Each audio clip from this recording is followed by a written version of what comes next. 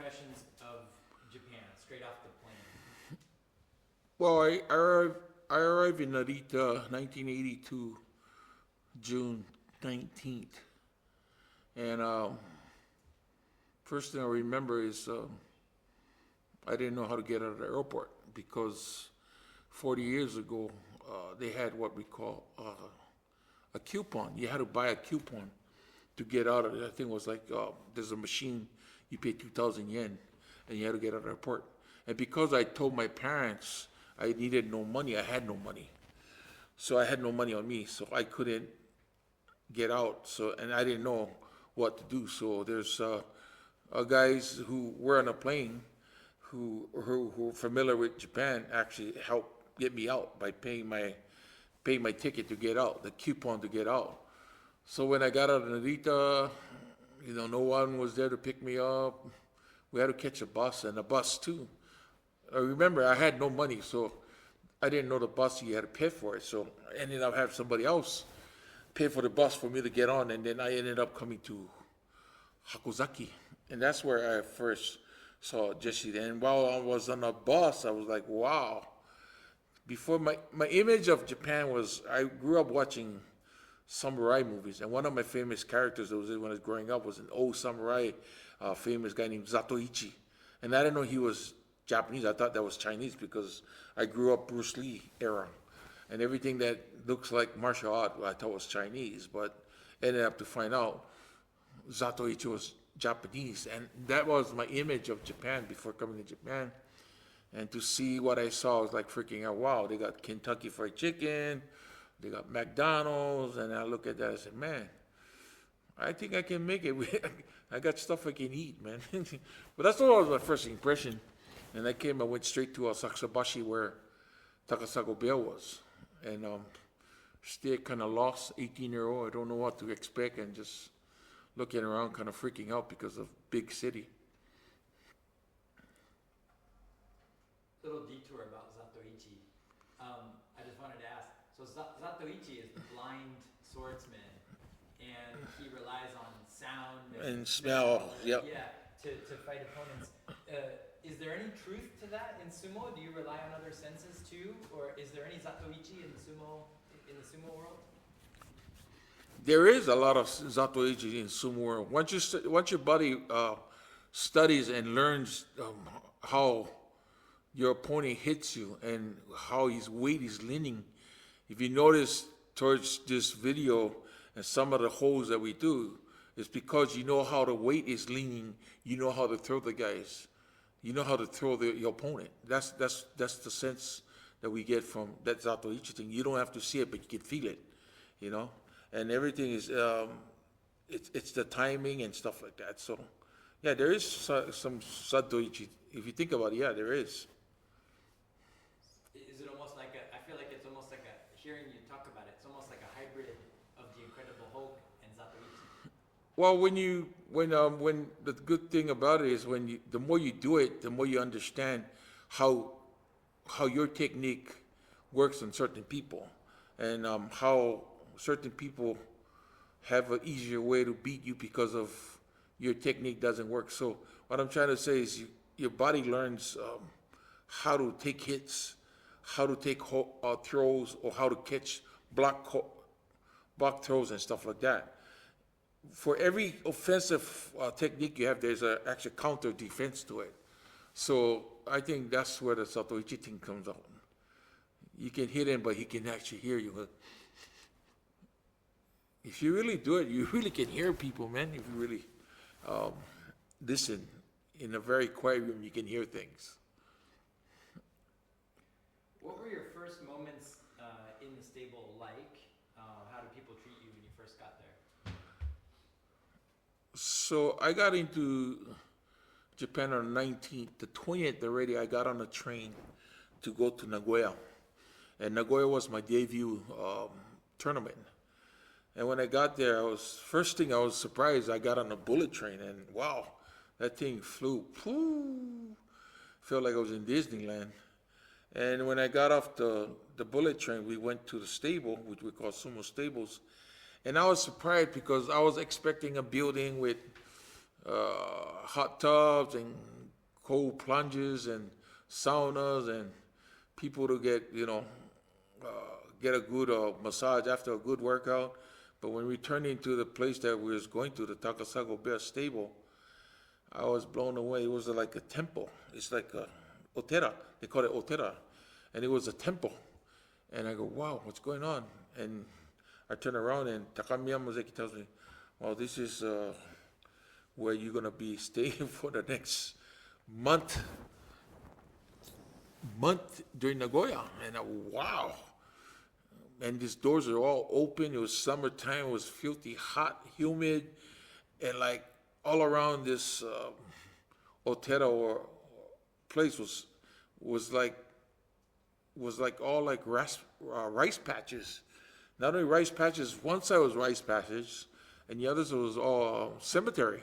So like, we was like sleeping with the dead, I was freaking out when I saw that. So that was kind of like a waker upper for me. I never thought that was where my life was gonna be starting off.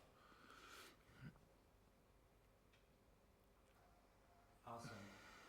And what was it like not speaking Japanese in the early times? Like training and just living in Japan. Any like misunderstandings, tough moments, funny moments? Well, not knowing the language, I had to learn fast.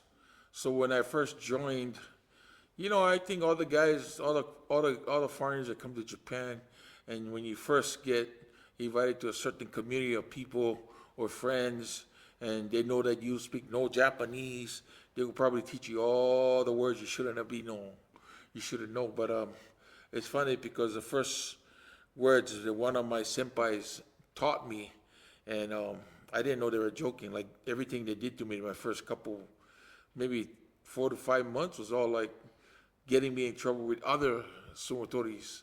They would tell me to go say a certain thing, and I had to go say it, and that sumotori look at me, they're yelling at me, like I didn't understand, so it didn't really matter. But the one line that they taught me that I got really in trouble, and I said it in the front of people, so much people was doing practice. My first session as a sumotori, when I walked into the practice room with my mawashi on, and the night before, one of my senpai, my senior guys, to stand me up and say, when you get up tomorrow, stand up straight, bow your head, and say, Akimahewa.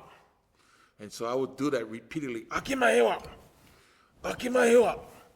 For those people out there that don't know, Akimahe it's a, what do you call it? It's a slogan, or it's a dialect that they use in a certain part of Japan, which Kansai or something. Akimahewa, I say, no good. And I thought I was saying good morning because it's a morning session, but I stood up in front of my boss and Akimahewa. My boss got so mad. He was like, in Japanese, he goes, who the hell would teach these Konishiki these words? Who the hell teach him these words? And then Takamiya Mozeki, who actually is bilingual, asked me, who taught you that? And then I pointed out to my senpai, I said it was him. And that poor guy got beat up with the bamboo stick that day, and no one taught me any funny Japanese from there on, so that's where my Japanese language started, with the word Akimahewa. You said sometimes there were some pluses to not speaking Japanese. You know what I mean? Like almost times when you just didn't have to listen to the, stuff going on, or like, you know what I mean? Like you could just kind of be like, hi, so or something like that. Well, the thing is, what I was trying to say at the beginning of sumo career, I think any career you do in Japan, because you're the newcomer, you cannot speak anyway. All you have to say is hi. Whatever they tell you, just hi. And the reason why I said that because sometimes as a foreigner, even now I use it a lot. They would excuse you for some of the stuff because you're foreigner, because you probably don't understand it, and that's some of the time that you want to be excused anyway. So you use that as leverage, but yeah, that's at the very beginning. Everything was in my sumo career started off with you don't say nothing, you just do whatever they tell you, and height was something you learned from the beginning. You never said anything, any much. remember, can I ask you to say just this one line? You said it yesterday, or our last writing session, I loved it. You said, I got really good at saying hi. Oh, Would you mind saying that okay, line? okay. I'm not sure if we use it or not, but I just love it so much. I got really good at saying hi. yeah, so my first year and a half, I think the word height, I became a very skillful person, very professional with saying height. Height! お腹減ったんですかはいお前何やってすいませんはい Thank you. All right, cool. Let's see. Did you have any creative ways of communicating? Like, how did you express stuff? How did you get meaning across when you were trying to communicate? Did you have to use gestures and stuff, or did you just pick up the language real quick? Well, for me, communicating in a stable was, like I said, my early years, you couldn't communicate because you was taking orders most of the time. But as I grew up and I got a higher rank and I got to a rank where I could talk and I could communicate, I learned a lot of my Japanese by buying those tourist books, the little pocket books, and then I learned a few lines here and there every day. And the Japanese I tried to learn the most was directions, because I remember catching the taxi for the first time on my own. I remember I was coming in from Ginza, and I've been to Ginza many times, but I was always with somebody. And I knew from Ginza to where my stable was in Asakusabashi, I kind of knew how far it was by taxi. So when I first got my taxi, I got in a taxi by myself. My boss put me in a taxi and said to go home, but he didn't tell the taxi driver the directions. All I said is Takasago Bea, and I remembered my address at Asakusabashi or something like that. And this guy took me for a ride, man. He took me so far, and I couldn't explain to him or tell him you're going the wrong way or anything. Then when he got closer, he took me to Nakanoku, and he said, Futagoyama Bea. So I'm not Futagoyama Bea. That's the famous Wakataka's father stable, and I wasn't from there. I told him I'm from Takasago Bea, Asakusabashi, and then he finally said, "Oh." I was so pissed off because if he regularly went on his regular route from the beginning, I probably spent only like Nisei yen, 2,000 yen.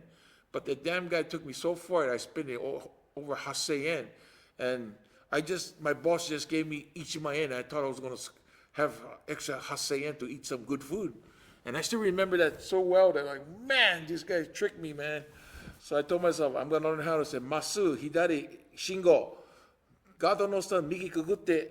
So I learned that kind of Japanese because I didn't want anybody to rip off my money from me anymore. So that's where my achievement of speaking better in Japanese came from. So going back to inside the sumo beya, the kind of senpai-kohai relationships, could you tell us what it's like with the senpai? In a sumo stable, senpai-kohai, the senior guys, they can be younger than you. See, that's the funny thing about seniority. So I was taking orders from guys who was 15 or 16 because they joined sumo before me. And I hated that, but that was part of the rules and stuff. So my first 6 months, I was up at 3:30 in the morning. I have to clean we had 4 floors. We had a building that we lived in. I had to clean up all 4 toilets. I had to clean up all the 4 floors. In those days, we didn't have mops. Everything was on your knees and wiping it. Make sure I took all the garbage out before I went to school. And I walked to sumo school for 6 months. And it was early in the morning, and I joined in the summer. It was okay, but when it came to December and like February, I was freezing, man. But I had to do all that myself. And every time I come home from school, I had to make sure that my senpais had everything they had. They were like, some of them would have they have to have a certain manga, which is those animation comic books. Some of them have certain drinks they want on their tongues, on the side of the tongues. And I'm responsible of actually taking their clothes to wash. So when we go and wash their clothes, I make sure that everything was tatande, was all nice and fold at their beds at 6 o'clock in the evening. When they're eating their meals in the evening, I make sure they had all their stuff ready. Or they have any more things to wash, I make sure I had to take it After they eat, after we clean up, then we had to rush down to the wash everything and be back by 10 o'clock and make sure we had to be in the house by 10 o'clock because the lights goes off. If you get caught not being home after 8, before 10, the next day you can really get beat up. And I saw that a lot with some of the guys who never followed a rule, got beat up so bad that they ran away from sumo. So, yeah, that's what Senpai-kohai is all about. You have to follow the rules and make sure you're eating after them, again, showering after them, make sure they get first choice of everything and you get whatever's left. That's the easiest way to explain this Senpai-kohai thing. And it goes on and on until you make it. So it's very important you make it if you don't want to be scrubbing people's backs. So despite all the difficulties with that senpai system and, you know, difficulties of getting into this new culture, what made you stay in Japan? And what made you stay in sumo as long as you did? My staying in Japan in sumo was simple. I couldn't go anywhere. My passport was taken away. And even if I had my passport, I had no money. There's no way I could go. And where would I go? Period. You know, I was, as I say, I was a foreigner being in Japan, so there's no way I could get out. And I'm glad it was worked that way because it didn't give me a choice. And I never thought of going home anyway, you know. So, like I said in the early parts, I made the decision to come, and I made sure that I didn't let my parents down because that was I made a decision that they weren't part of, and I just had to make sure I took responsibility of what I did and what I came to Japan to do. And what were the first moments when you could see you really arrived? Like you knew you had serious potential, you know, for sumo. This wasn't going to be an experiment. Like you start to see the success and you start to see like, oh, I think I can rise to the top. Well, after 8 tournaments in Japan, like a year and a half, and I rose up to the rank so fast that I felt like I was dreaming. And still today holds the record, 8 tournaments to become a high ranker, never been heard of, especially somebody that had no experience in sumo and being foreign. And I never did sumo in Hawaii, so everything was moving so fast, and it actually made me focus more on my abilities and my techniques and my practices, because once you get to a certain rank, everything is about you now. And that's why I needed to be. And meaning that I would have people prepping stuff for me, people setting my beds for me.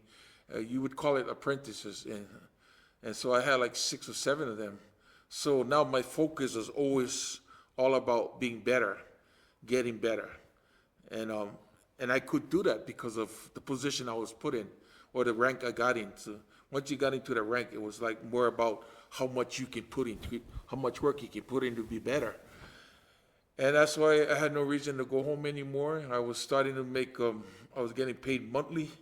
I made sure all the money I made went straight to Hawaii, to my parents, to my mom's bank account. I made sure she got all the stuff I made. And that's what it is. I just kept on going, you know. I just wanted more. And I was very focused to get more, not only by rank, but in everything I could get my hands off in sumo. Yep. Yep.